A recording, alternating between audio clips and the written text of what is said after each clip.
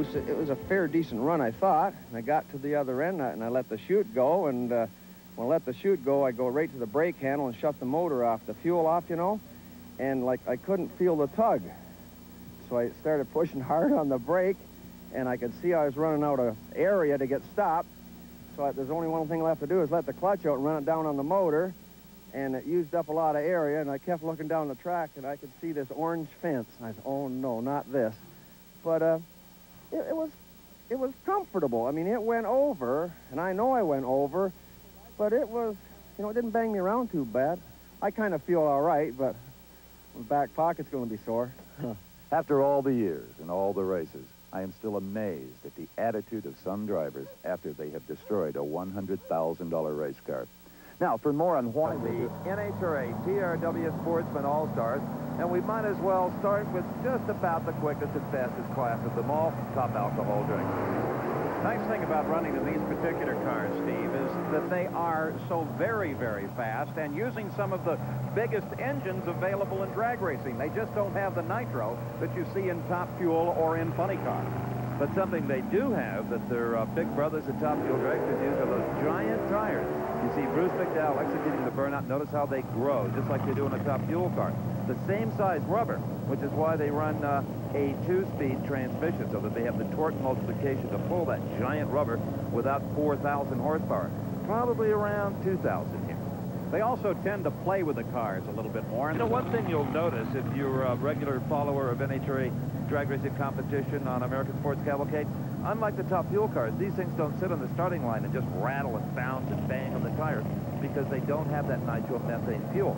But you know, Paul, what I enjoy about these cars is they have a very pleasant exhaust note, and you can hear the supercharger over the engine winding down toward it. And here guys like Tom Conway actually shift the gears down the racetrack. Tom from Seminole, Oklahoma, along with his wife, Linda, who serves as the crew chief, Tom says. And they face Division III's Earl Detweiler. Out of Herscher, Illinois, the number 5 qualifier with a 6:31, another family affair. Todd Detweiler is the crew chief on the machine. And in this TRW Sportsmen All Stars, it's more than just driver against driver. There is another side of the competition, which is the various NHRA regional divisions, kind of a intramural drag racing going on. Detweiler is allowing Conway to move up there first. Some drivers like to be in early, some like to get sent at the very last second. Everybody has their own taste. Staging so very, very important. They both do it perfectly. Conway in the near lane gets away first. He's definitely the man to beat here, but look at Detweiler. Detweiler has come from behind to defeat Conway, a 6.18 at 2 all funny cars. I'm Steve Evans along with Paul Page. And Paul, these beauties top 500 cubic inches. 500 plus, a magnificent sized machine. Bigger, in fact, than the motors that you'll see in the funny car out of the nitro division. We're taking a look at Pat Austin, who is in the far lane out of Division 6. He's ready to take on Division 5's Vern Motes. It's not all that hot today here in Central Ohio, but it's very humid. And when you're wearing a 5-layer fire suit, as Vern Motes and Pat Austin are, sometimes you'll see them open that emergency hatch to get a little air conditioning inside one of these funny cars. It can really spell a little relief. In a top alcohol funny car, he now sits in the far lane. It is Motes in the near lane.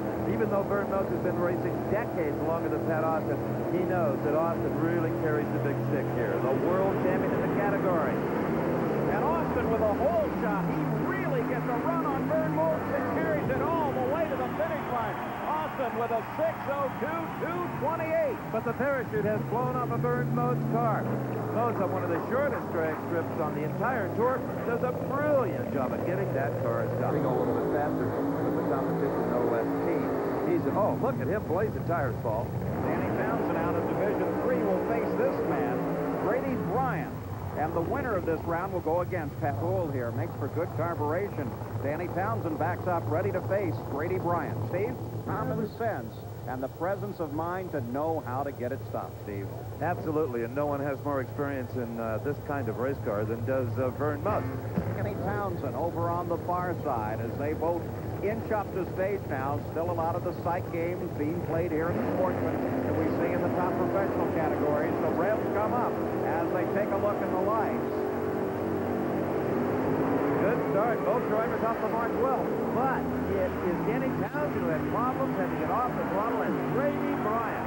First section goes on to win it at 6:42. No shoot again on Grady Bryant. And he's not going to get it stopped. See, he heads straight for the sand trap and all the way over. Bryant with a crash down in the sand trap. The front end of the chassis bent all around there. That's Ronnie Davis from the NHRA Safety Safari, one of the top paramedics in his field.